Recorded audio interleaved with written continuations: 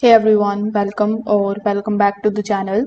In today's video, I will show you how you can step into the metaverse and explore a virtual city just like walking through a real one, but from your computer or your VR headset. So without further delay, let's get straight into it. First of all, you need to choose your metaverse platform. You need to pick a platform that offers the open world cities, like you can choose VR chat or Horizon Worlds. So these have the large map that is filled with the streets, building shops, and even the events. Now, after that, you need to create your own avatar.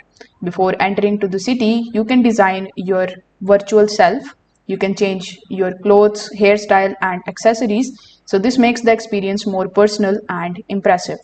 Now, if you are on a PC, get familiar with the movement keys and arrow keys. In VR, you can also practice teleporting or smooth walking so that you can navigate easily.